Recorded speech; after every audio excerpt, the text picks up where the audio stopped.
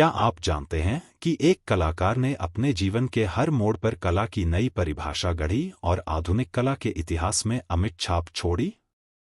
आज हम बात करेंगे हेनरी मैटिस की, एक ऐसे महान कलाकार की जिन्होंने रंगों और रचनाओं के माध्यम से कला में बदलाव ला दिया।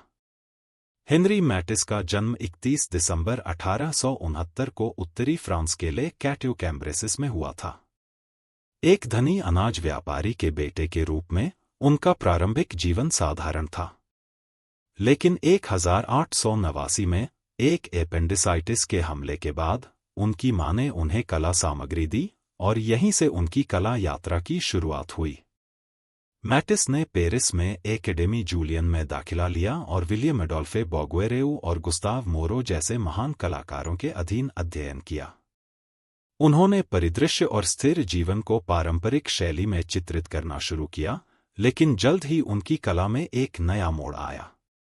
1896 में ऑस्ट्रेलियाई प्रभाववादी चित्रकार जॉन रसेल से मुलाकात ने मैटिस को प्रभाववादी कला और विंसेंट वान गॉग के काम से परिचित कराया।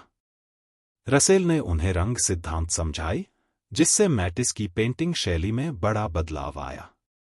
उन्होंने उज्ज्वल, अभिव्यंजक और जीवंत रंगों का उपयोग करना शुरू किया। मैटिस ने 1900 के आसपास आंद्रे डेरेन के साथ मिलकर फाविस्ट आंदोलन की सहस्थापना की। इस आंदोलन ने यथार्थवादी रंगों की बजाय मजबूत और अभिव्यंजक रंगों पर जोर दिया। 1905 में सैलून डी टोमने में उनकी प्रदर्शनी ने आलोचकों का ध्यान खींचा और उनकी painting woman with the hat को गर्ट्रूड और लियो स्टीन ने खरीदा। 1941 में पेट के कैंसर के निदान के बाद मैटिस ने कटपेपर कोलाज की एक नई कला शैली की ओर रुख किया। उन्होंने कागज की शीटों को विभिन्न आकारों में काटकर जीवंत रचनाएं बनाईं। यह नई शैली उनके जीवन के अंतिम दशक में उनकी प्राथमिक कला माध्यम बन गई।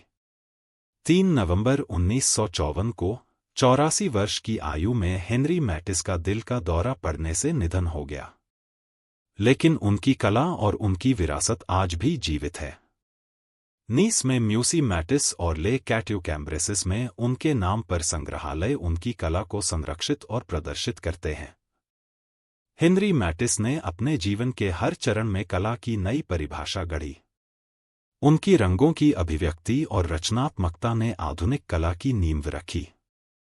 उनकी कला आने वाली पीढ़ियों के लिए प्रेरणा का स्रोत बनी रहेगी। हेनरी मैटिस की कहानी हमें यह सिखाती है कि सच्ची कला सीमाओं से परे होती है और हर चुनौती में एक नई संभावना छिपी होती है।